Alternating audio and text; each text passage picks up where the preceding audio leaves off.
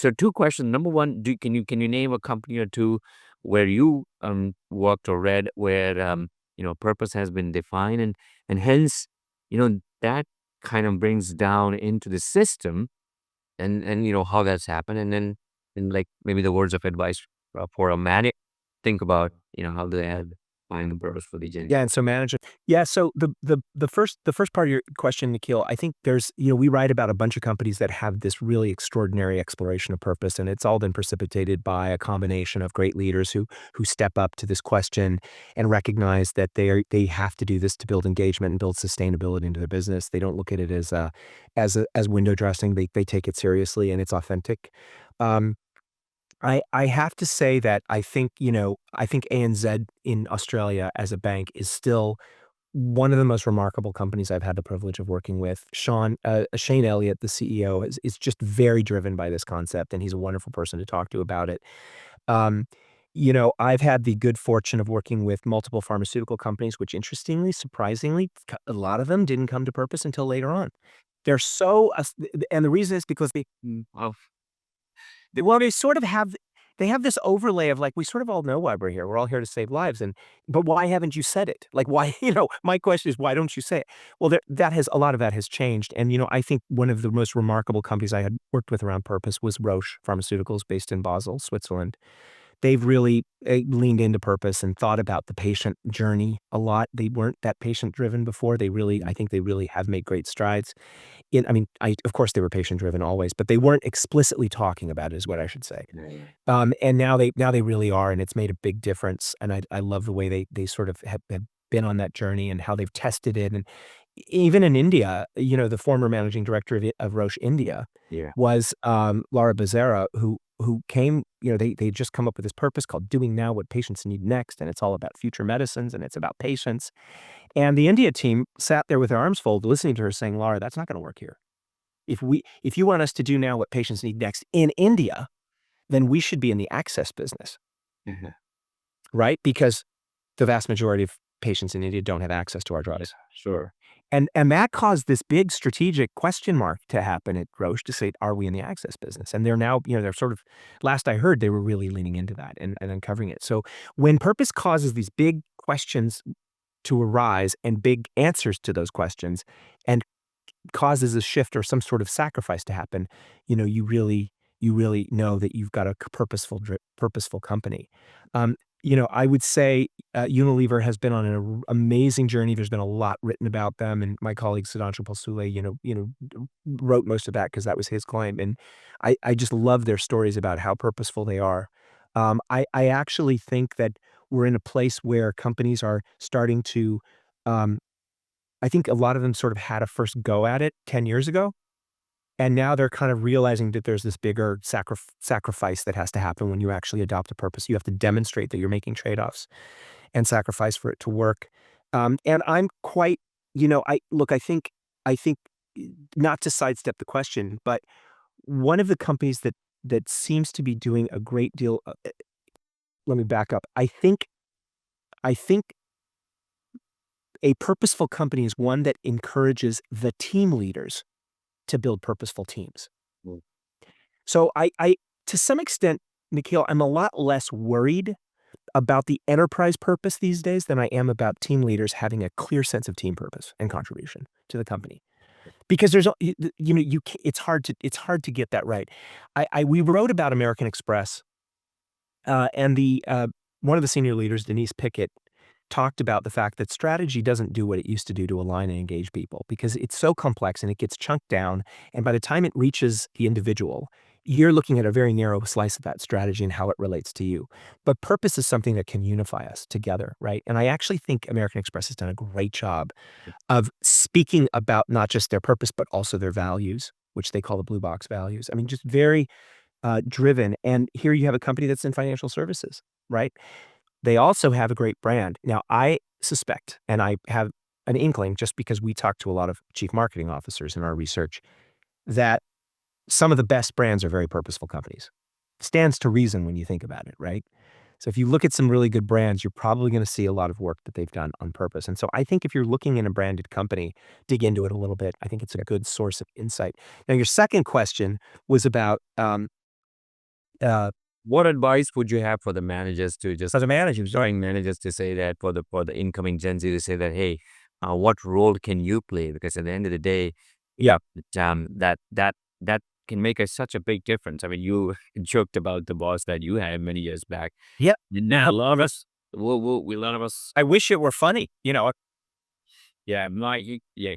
No, but yeah, you can look back and say, now I know what not to do from the one extreme, right? But yeah, what would you say what role can they play? In So all of those things I just went through, the overlap of passion, the overlap of the overlap between passion and capability or your special skills and what the business needs of you. We were describing that tool with our colleague John Davis, whom you yeah, remember, who's out at good. the University of Oregon. He we were at the Ministry of Health in Singapore talking to them about this topic. And, the Ministry of Health in Singapore, this is pre-pandemic, we learned later how, like, excellent of an organization it is, right, in a lot of ways. And this very senior leader in the back of the room when we were giving this presentation about individual purpose and as a tool for discovery of leadership purpose, she raised her hand and said, "Michael, shouldn't we use this as a coaching tool? I mean, wouldn't it be more powerful for our leaders? We spend a lot of time coaching people to task. What if we coached them to purpose?" And I thought that was one of the most uh, illuminating conversations that I'd had in that entire kind of trip, which was if we as leaders should be concerned not just about coaching people to close gaps, to think about micro skills. Those are all important, but they're not sufficient. We should also be coaching them to help them uncover their purpose in the context of the work we're doing, right? To help them get at this small p purpose. Because it's hard to do without, the mentorship really helps because they have more context, they have more experience, they kinda know, how the place works, and I think it's really helpful for a manager to sit down with their new employee and say, "Hey, tell me what you think you're good at. Tell me what you think your contribution is. Tell me what are you passionate about in this kinda work that you do?"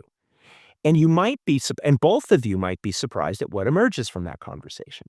One of the things I love about the River of Life exercise is if I asked, all these leaders in this room to write down their values, I guarantee you they're all going to have the same ones in the top 5, right? It's all going to be, excellence, integrity, honesty, da da da, da, right? They're all going to be the same, but they're relatively large, big words that don't mean a whole lot. However, when you start to draw your river of life and you start to say, "This is what happened to me here. I learned this. This is what happened to me here. I learned this. This is what made me realize I'm good at this." Those sorts of things. You start to bump into values that you never knew you had. So when leaders have this conversation, and purpose and values are very closely linked, but when leaders have this conversation with genuine inquiry, genuine interest to say to young people coming in, what do you think? What are you mostly passionate about in this work, in this job? What do you what do you really? How do you want to contribute? Let me talk to you a little bit about what I think the business needs of you. And it's kind of like you're taking the job description and you're putting it to the side and saying, let's step back and look at the bigger picture of how you contribute in this business. And also, I think it's important for leaders to periodically, once those new employees are in, to say, this is what I really value about your contribution, about the work you're doing. Because we don't hear enough of that. I never did. I never got that enough of that feedback to say, and I'm not saying leaders need to be soft Yeah. and to be um, overly nice. I'm saying be honest, be transparent, be authentic, and say this is actually what I appreciate your contribution is. And I think it's a very separate conversation from hey, here's some things gaps you need to close, right? But here's what I appreciate. They're two different conversations. Really important for I think leaders to separate those and be honest about it. Yeah. Be honest. I think this whole Fantastic. thing about this whole thing about snowflakes, you've heard that one. I think that's really inaccurate and unfair, honestly. I think all the things I'm seeing everything from Gen Y to Gen Z. Gen Alpha and Omnis and betas there.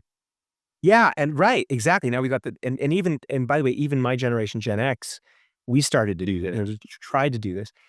I see all the things that folks are complaining about in some of these organizations as entirely valid. Yeah. They might be complaining about them with a different language, than my generation had. Mostly my generation just shut up about it and we talked to each other about it, right? But I think it's wonderful that they're bringing these things up because we have to have a different set of organizational values, operating model than we did in 1992. There's just no way that that organization that I worked in 1992, 93, 94 is going to work today. Because why? Because we need different levels of engagement. We need higher levels of collaboration. We have a lot more complexity. And all that requires a lot more attention to how we as humans help each other to unlock motivation, creativity, and talent. That's, by the way, that's kind of a short answer as to why we called the book Rehumanizing Leadership, not the power of purpose, because it's not just about purpose. What's purpose for? Purpose is there because, and why it matters so much now is because we need it more than ever, because we need an anchor, we need meaning, we need to align, we need this kind of North Star that if we don't have, we will be buffeted by the winds of complexity and ambiguity to the extent that we won't be able to survive. Yeah. So it's not a nice to have anymore, I don't think. I think purpose is as important as strategy. In fact, strategy I don't think works terribly well without purpose.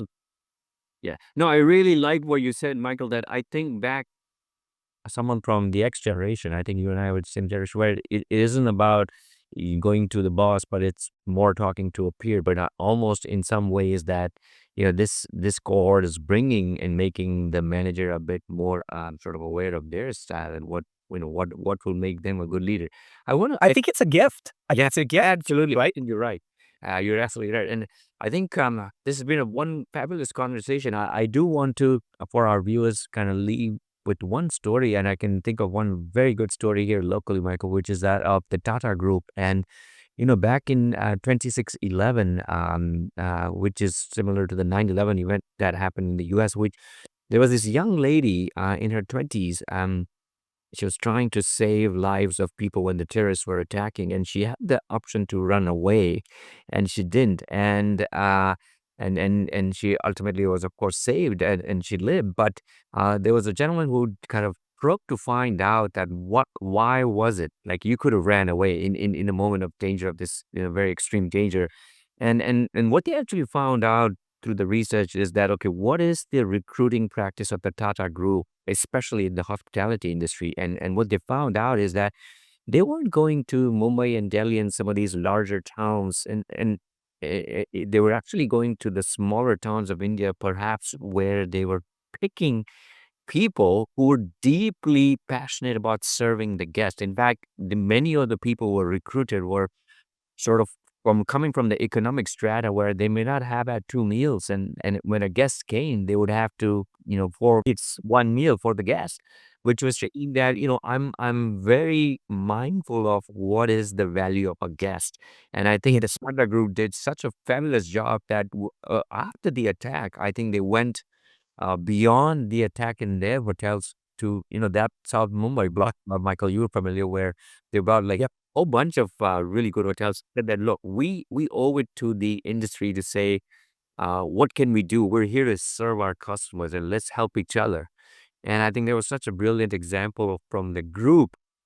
But even I think kind of deeply looking for someone who has identified their purpose and bringing them to and living it, right? And Yeah, what I love about that story, Nikhil, is the company being clear enough on its purpose to know that they're going to seek out people who align, yeah, yeah, right?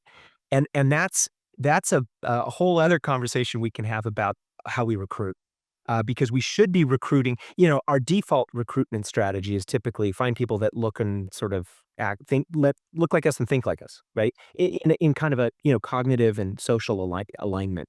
And we know instead we should be looking for cognitive diversity and social diversity, yeah, but we should be looking for values-based alignment, yeah, right? That's really the absolutely, key that my colleague Elspeth Johnson talks about. That she's at MIT and talks about this all the time, and I think does a wonderful job of thinking yeah, about this. But I also want to say that, in most of the times I get to talk for sort of end to end about these three levels of purpose, that is enterprise, team, and individual leadership.